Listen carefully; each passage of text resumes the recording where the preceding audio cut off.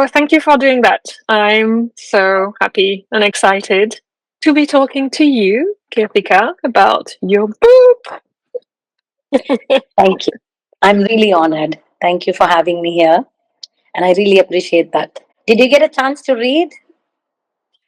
Yes, I have to admit there is a few tucked corner for me kind of having my favorite one Oh, I because I love that. realized otherwise there would be too many post-it notes sticking out.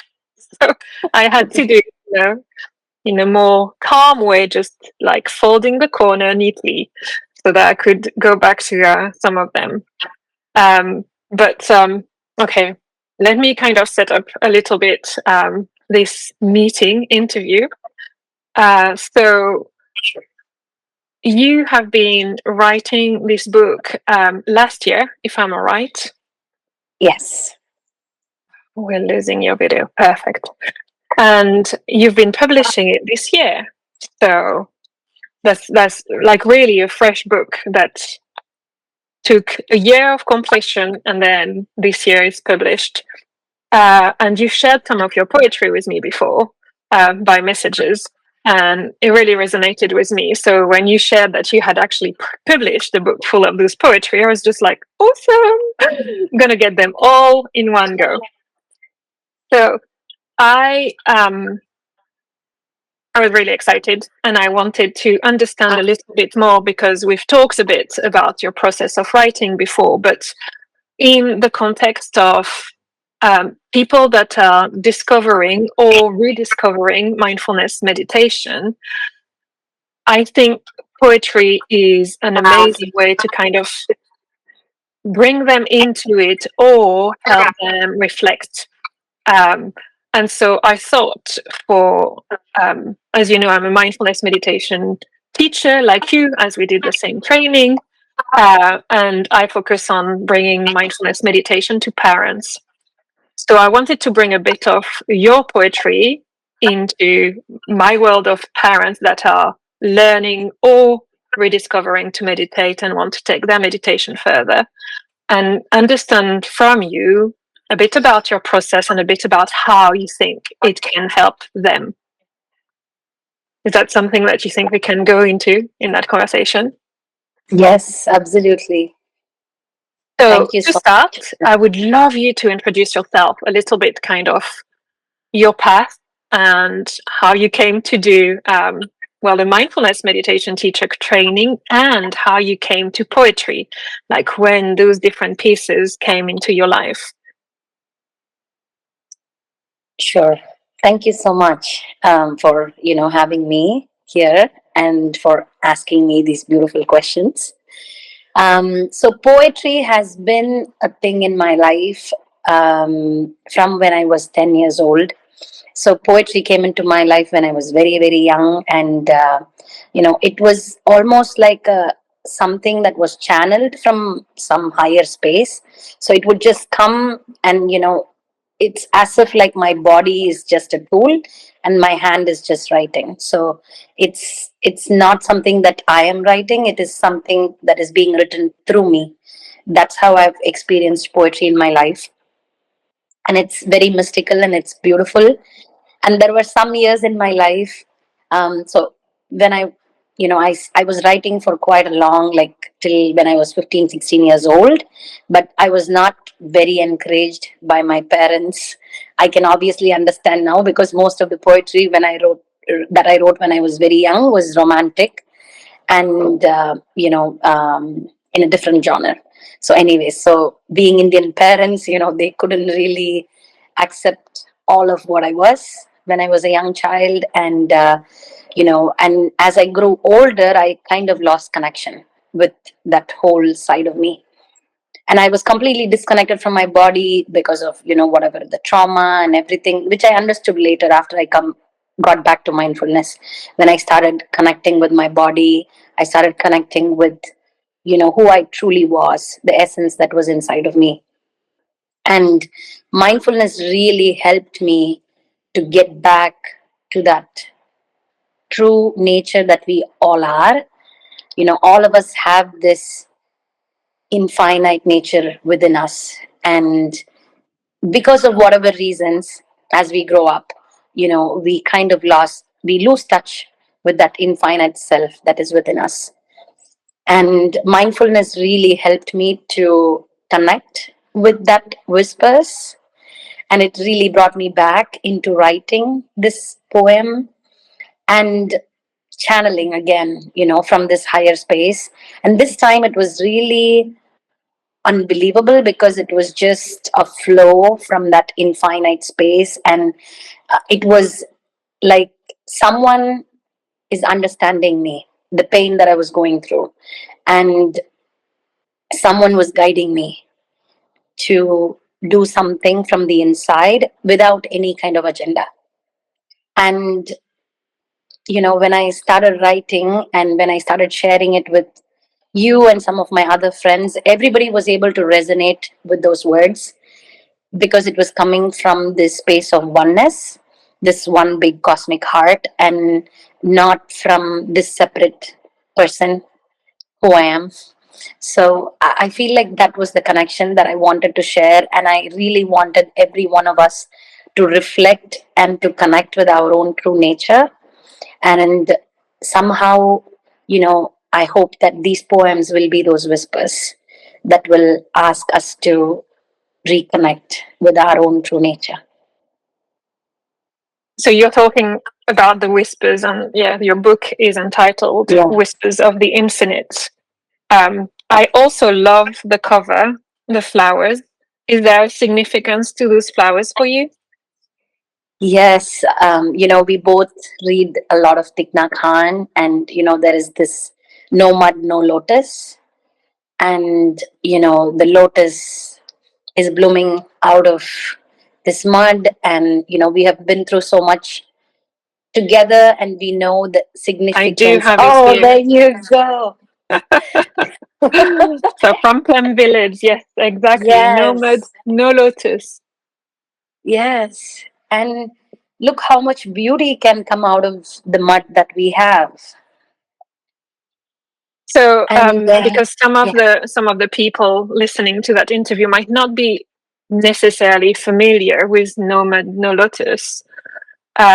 Just to explain, in a very quick way, the teaching behind no mud, no lotus is that from the challenges that we face in our life, and it can be everyday challenge, like having a toddler having a tantrum for you asking them to put their shoes, to really big life challenge like losing your own parent and still having to go through life and go through everyday routine. The mud is all of those challenge, and the lotus is you being able to find yourself centered and calm and be able to bring out your beautiful seeds, so your joy, your happiness, your love, into the world for supporting yourself and supporting others around you. Would you explain it in a different way? Absolutely, I agree with you. You worded it so well. Thank you. Yeah. So was there a particular moment for you where you were just transitioning from, having stopped writing in a way, to having all of those words coming from your meditation practice to being like, I need to write it now, I need to do it? Was there a shifting moment that you've been able to identify? There was not exactly that. It was just so quiet, soft, and gentle. It was a nudge. It was beautiful because, it was like there was no pressure. There was nothing. It was like you just had to share it with the world. And there were moments of doubts though. I would write these poems and I would be like, is it just me having these feelings? Like, can anyone resonate with it? And then when I started sharing it with all of you, I actually got a validation that, this was not me. That it was coming from this higher space, and that a lot of people could resonate it. And now, as I've shared the book with some of them, and as they are reading and then sending me feedback, and when they mention a specific poem, like this week, one of my friend, she's a mom of two kids, and she was reading the book, and then she sent me a message and about this poem called Leap of Faith. And she said, after reading this, I wish I could take that leap myself. And I went back and I read that poem, and I had tears in myself. I was like, I feel every one of us really feel the connection when we are heard, seen, and understood. And I feel like somehow these words make us feel that we are heard, seen, and understood in some way. Yeah. Yeah, I completely agree. And I have to say, so like I said, I cornered a few pages, and a lot of your poetry resonate with me. And we have discussed at length that we have very different situations. I have two boys, one who is 7, one who is 9. You don't have children, but you have a goddaughter that you care for very much. But obviously, we have a different approach to parenting or caring for a child. And yet, I read the book, and for me, there is a theme in that book, and I want you to tell me more if that's something that you went in like fully aware, or if you said it poured out of you. But there is a reparenting that is happening in that book. There is a lot of holding the child part of yourself that is feeling unworthy or feeling overwhelmed or feeling fearful or feeling wanting so much.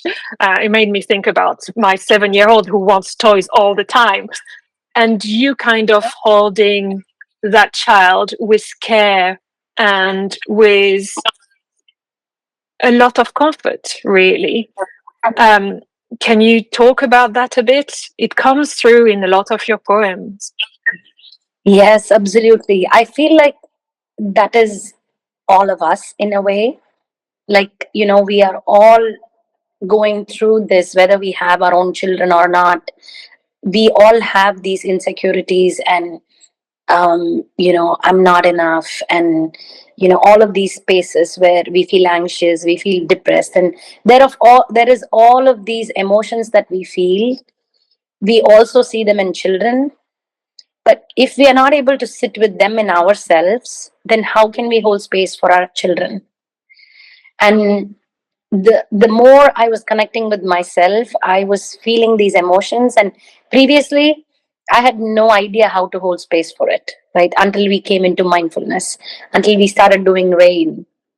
We were not resourced enough to take care of ourselves. We didn't know how to reparent ourselves, like how to hold space. And the moment we see pain, the tendency was to run away. It was never like, I want to sit with you, I want to care for you. Even in children, I feel like the moment you see them crying, you want to somehow stop them, like, stop them from crying, or like stop them from throwing their tantrum. Like, we find quick and easy ways to distract them, to change their mood. And I see that a lot, and I see that we do that to ourselves. And if we are not able to sit with our own emotions and our own pain, there is no way we could offer the same thing to someone else, including our own children. And this was really something that was coming through me, and it had this theme of love and care, and love is the medicine. And how can we be more loving towards ourselves? And when we are more loving towards ourselves, then we carry that love to our family, to our children, to everybody around us.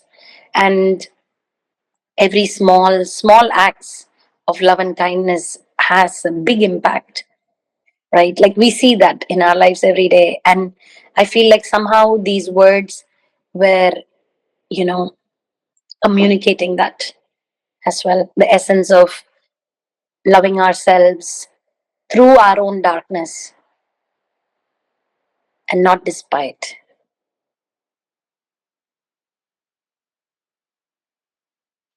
It makes me want to read one of the poem that I have cornered, and I think it's the one "A Meeting with Life." Am I okay to read it? Absolutely. I would love you to read us your favorite one at the end of this interview, but I'm going to read you this one because I think it does have a bit of that feeling through. A meeting with life. To defy logic, we must step beyond the boundaries of knowing, beyond the walls of belief. To truly feel, we must dwell in the marrow of our being, far beneath the tide of fleeting emotion. To understand who we are, we must shatter the chain of the finite mind and embrace the infinite. To experience love, we must cradle our fears, holding them tenderly as they dissolve. To be present at this moment, we must surrender to life and meet it exactly as it is. I got chill just reading your poetry. Just this idea that you were talking about, how can we hold our children's emotions if we're not able to hold our own? But even to extend, how can we hold anyone's emotion, the relationship that we have around us?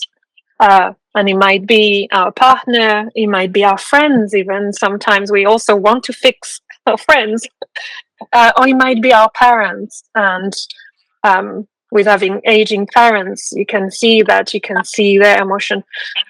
And this part where you say, to experience love, we must cradle our fears, holding them tenderly as they dissolve. It just, it vibrates in me because this is what we need to do, turn inward in order to be able to give outward what is needed without adding the filter of our own, what they say, baggage, which is our own unresolved, and in this case, fears. This poetry, this A Meeting with Life, I would encourage, so one of the practice that I know helps me is to read one of your poem every day and just to see what comes up.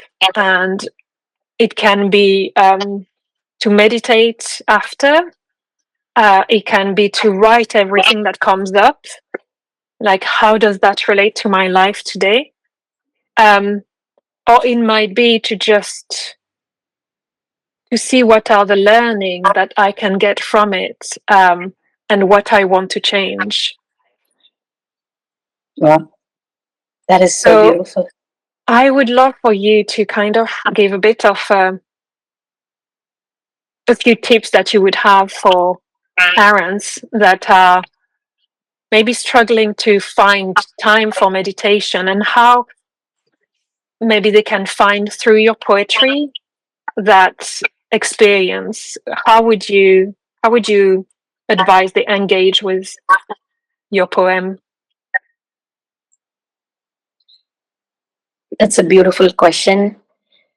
I feel like just reading those lines, and when you find, like, how you chose that poem which connected to your heart, and some of the words that deeply resonates with you, just to sit with them, like just sit quietly and connect with that feeling that we are all one and that you're not alone, and you're not going through this alone. We are all here to hold you, and we are all in this together, and we are walking each other home.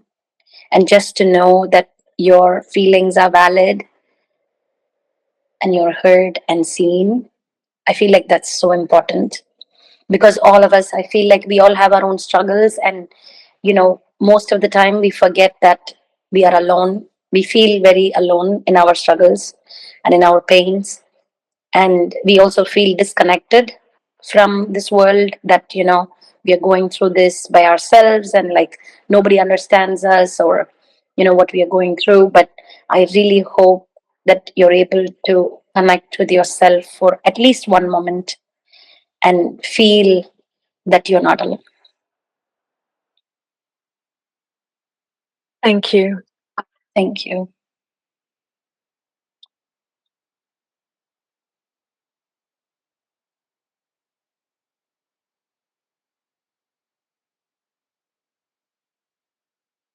So, as you shared, like these poems, they come from. You said they've flown out of you really on the paper, and some mothers might have lost a bit touch with themselves and with this creative side of themselves. What you described at the start can really resonate with, which was how you were this very, very fruitful poet when you were young, and how it kind of stopped flowing, by the age of 16, kind of stopped going that way.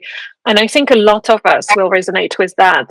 I rediscover the creative child in myself at the moment, and it's just pouring out of me so much idea that I think were kind of boxed in a little box that was kind of buried far, far away. How do you suggest for mothers that want to find back the touch with this creative part of themselves, with this reflective part of themselves? So I actually want to also add on to one more question you had asked before. I suddenly got an insight that, you asked me if I had a moment of like a turning point where I was just able to, channel it and write. Actually, there was that moment, and that moment was very deep pain and longing. Can you say a bit more about how do you recognize that this was the answer for that pain?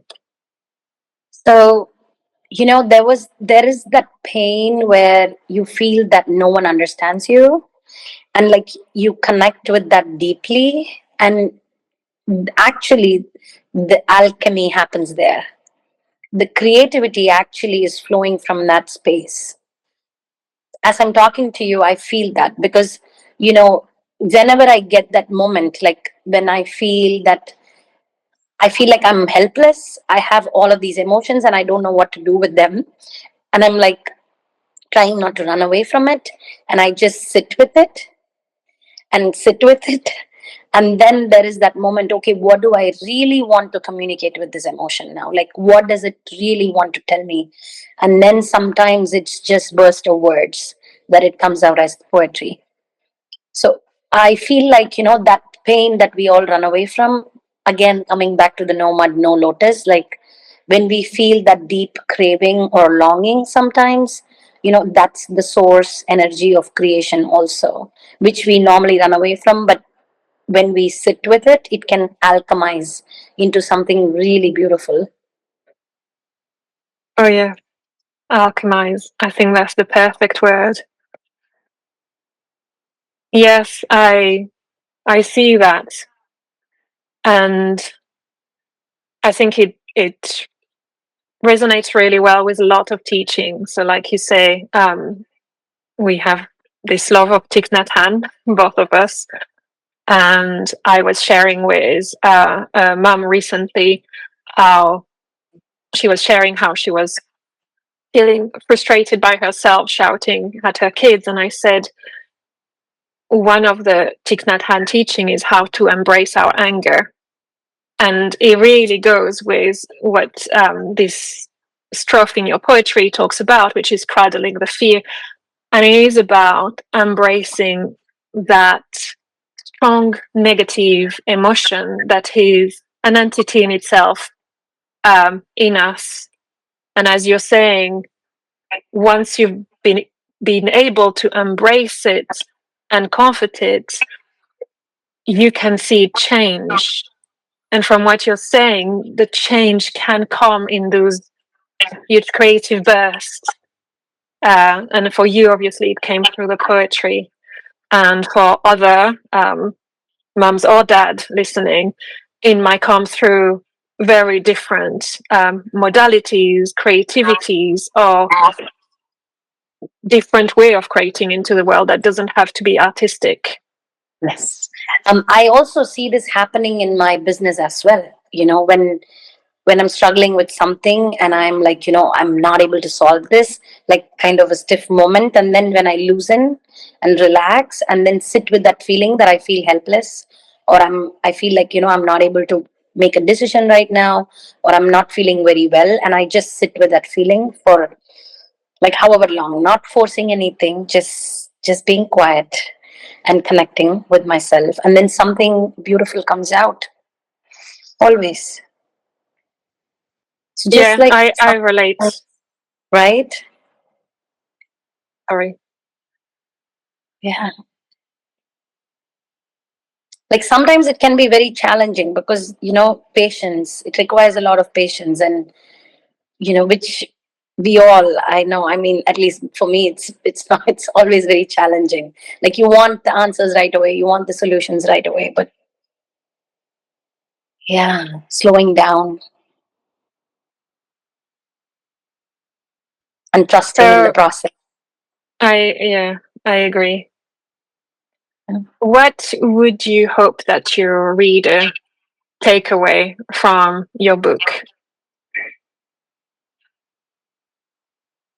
So that's a beautiful question. And if every one of them can connect the infinite within them, because each one of us are connected to that source, and somehow, we get lost in this world with everything that's going on outside of us. So if we could take few quiet moments for ourselves and to listen to the whispers from the infinite within, that would be amazing for all of us. Thank you. Thank you. I'm going to purposefully not edit the pauses in between my question and your answer, because I was reflecting on something with my husband, and like a lot of the content that um, our new generation is used to is very fast content. And it is there to grasp our attention. And our attention, as we know, is getting like shorter and shorter in attention span, which means that it is more and more difficult for people to connect with the silence, with themselves, with this. We all want to practice mindfulness meditation and the pose, but when it actually comes to posing, we really really find that challenging. And what I noticed is that some of our followers or some of our clients, even though they have the intention of posing, if they listen to an interview like that and they hear some of those poses, they just like, oh, oh. Are they going to say the next thing? And actually, I want them to notice that and maybe to go back and listen to the interview again and notice this tension we find in ourselves in the Yes. poses. And yet, we need those poses in order to really integrate the messages and in order to let our whole mind, heart, and body reflect and see what resonates with it. I would love if we could finish on you reading your favorite poem actually to us. Wow. Would it be possible? Yes, that's a tough question. It's really I'm hard to sure pick it a is. favorite one. You've written a whole book. But I'm gonna read this one poem. Really, it's really beautiful one. The one called "A Leap of Faith," which I mentioned before. Yes. Yeah.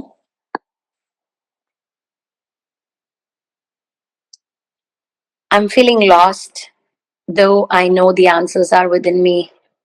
I search outside, reaching for pieces I've already hold inside. I know I need strong boundaries, yet I crumble, bending to please, choosing the outside over the sanctuary within. I know how to care for myself, but I have placed others before me. their needs, their wants, their validation. Even when my heart whispers no, my lips utter yes. Control feels distant and exhaustion wraps me tight. I seek understanding from those who neither see nor cherish me, forgetting the love that truly surrounds me. I know this is fleeting, a passing wave of ache, yet the crossing feels unbearable. Even when I remember that all the love I seek lies within, yet this feels far out of reach. So I let this feeling be. Even with this urge to run away, I let it stay. Sitting in stillness with its weight, allowing allowing even my resistance to breathe, not wishing to change a thing, not rushing the flow of time. And this quiet surrender, this soft, unspoken trust feels like a leap of faith into the arms of something vast and unseen.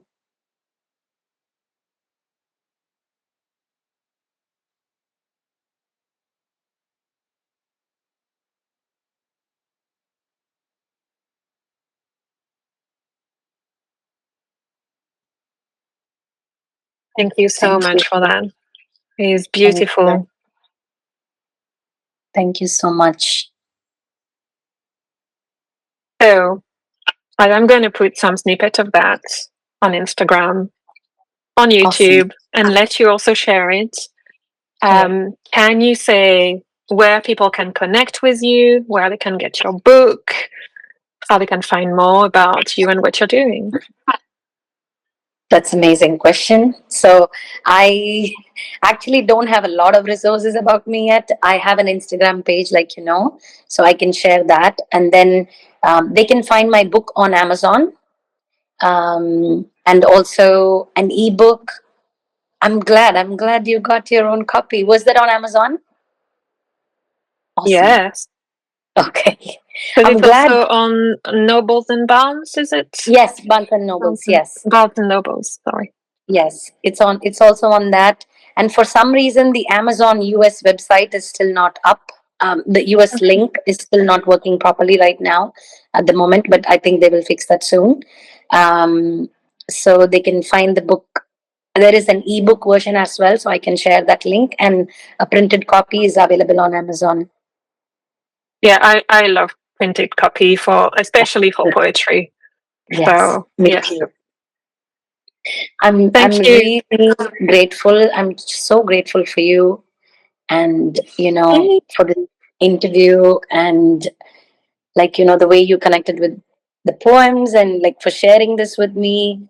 It really made my day, and it encourages me a lot, and I'm going to keep writing, and hopefully we'll publish another book soon.